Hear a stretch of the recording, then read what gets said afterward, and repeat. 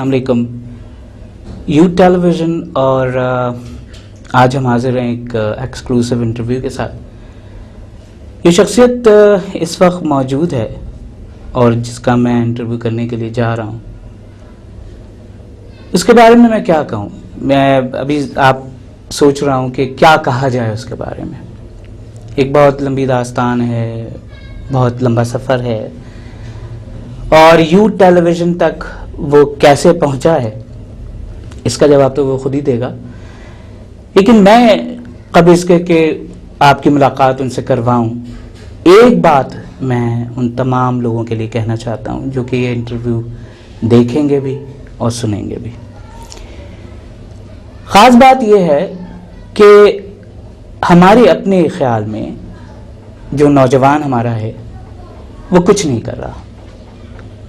ہم یہ سمجھتے ہیں کہ ہمارا نوجوان جو ہے بس ایسے ہی ہے, لاوالی سا ہے, کھیل کود میں لگا رہتا ہے. لیکن ابھی آپ کو خود میرے مہمان بتائیں گے کہ انہوں نے اپنی زندگی کا آغاز کیسے کیا, کیسے سفر شروع کیا, کہاں تک پہنچے, کون کون ان کا رفیق ہوا, ساتھی ہوئے, اور یہ سارا کچھ کیسے ڈیولپ ہوتا ہے. تو ان تمام دوستوں کے لیے, ان تمام نوجوانوں کے لیے یہ ایک مشل راہ بھی ہوگا یقیناً. اور اگر آپ اس انٹرویو سے کوئی چیز سیکھتے ہیں تو میرے نوجوانوں کے لیے ایک پیغام یہ ہے کہ اپنے ٹیلنٹ کو, اپنی صلاحیتوں کو, اپنی چیزوں کو جو ہے وہ استعمال کریں, کیونکہ وہ آپ کی نہیں ہیں, وہ اللہ تعالیٰ نے آپ کو ودیعت کی ہے. تو حق ادا کیجیے اس رب کا اور اس معاشرے کا. میرا آج کا مہمان جو ہے وہ, میں اس کو کیا کہوں, سوشل ورکر کہوں, ایک ادارے کا سربراہ کہوں, یا کیا کہوں. بہرحال بنیادی طور پہ انہوں نے سفر شروع کیا سوشل ورکنگ سے. کھیل کود کہاں تک کیا, کیا نہیں کیا, یہ سب سارے سوالوں کا جواب خود دے گا.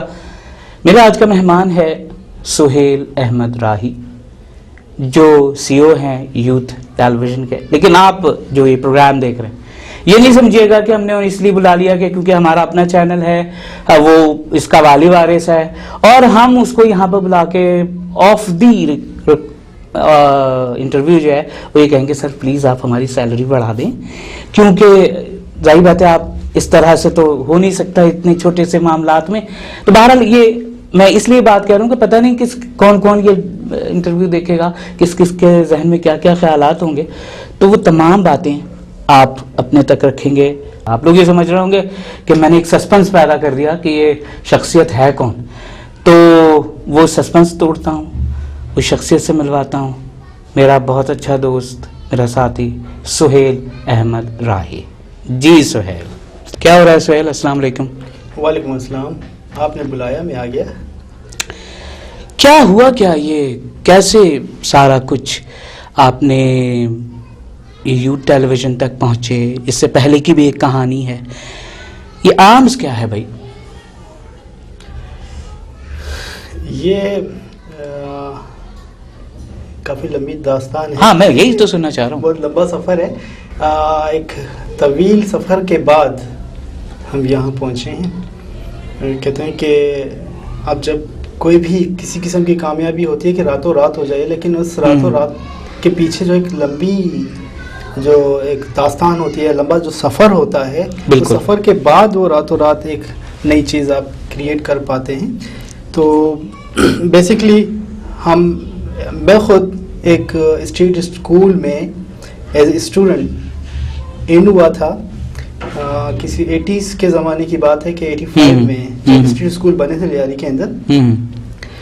تو وہاں میں ایز اے اسٹوڈنٹ اس اسکول میں نے ایڈمیشن لیا تھا اور چاہا کہ میں بھی کچھ کروں, پڑھ لوں. تو کیونکہ میں سمجھتا تھا کہ میں ایک بہت ان کانفیڈنٹ بندہ ہوں, مجھے کانفیڈنس نہیں ہے, میں کسی سے بات نہیں کر پاتا تھا, میں کسی سے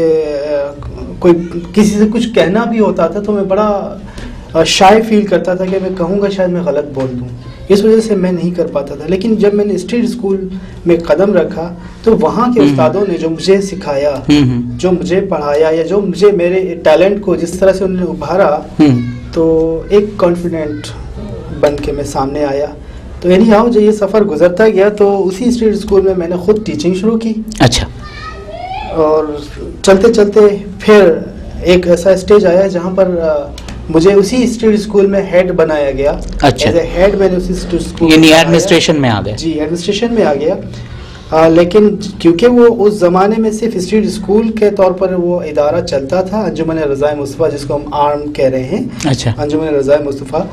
لیکن ساتھ ساتھ جیسے ہی وہ ادارہ آگے چلتا گیا تو وہ ایک آرگنائزیشن کی شکل بن کے آ گیا.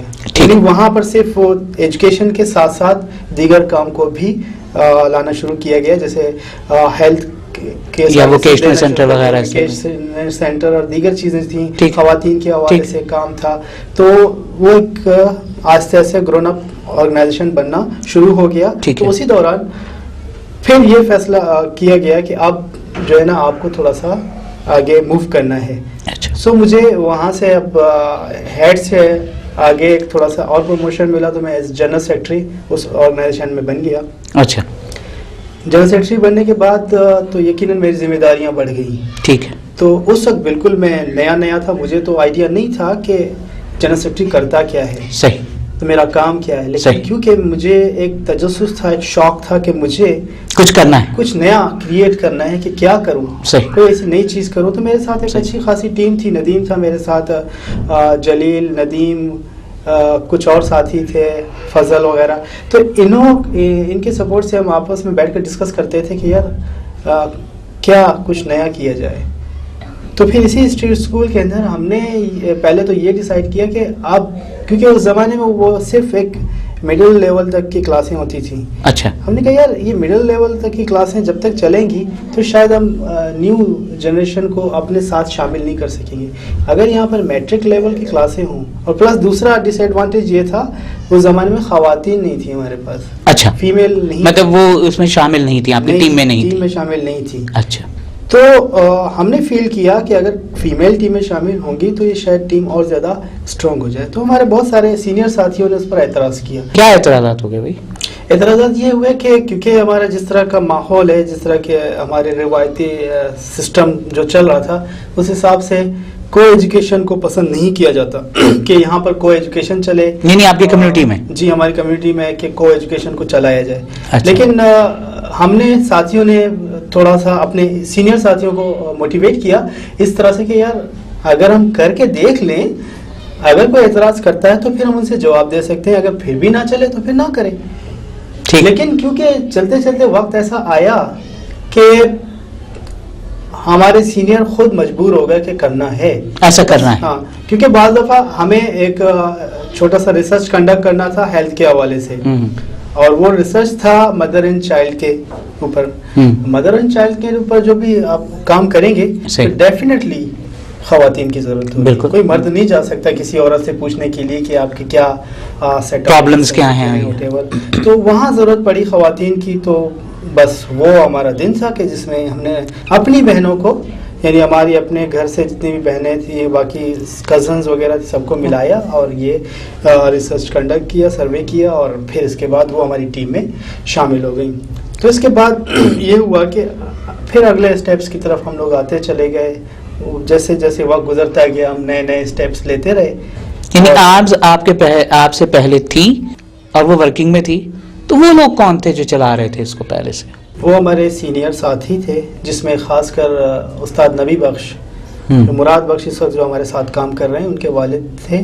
انہوں نے ایک لڑکوں کا گروپ جمع کیا تھا جس میں عبدالغفار چشتی صاحب جس وقت ہمارے پریزیڈنٹ ہیں, فداؤسن تھے, عبدالجلیل تھے, غلام مصطفیٰ تھے, اور اس طرح کے بہت سارے ساتھی تھے جو اس لیول اس بیچ میں چلاتے. پھر اس کے بعد ہم ایز اسٹوڈنٹ کے ساتھ شامل ہوئے. اچھا. پھر ساتھ ساتھ ایز اے یوتھ آپ اس میں شامل ہوئے اور ہم نے پھر اپنے کاموں کو سنبھالا.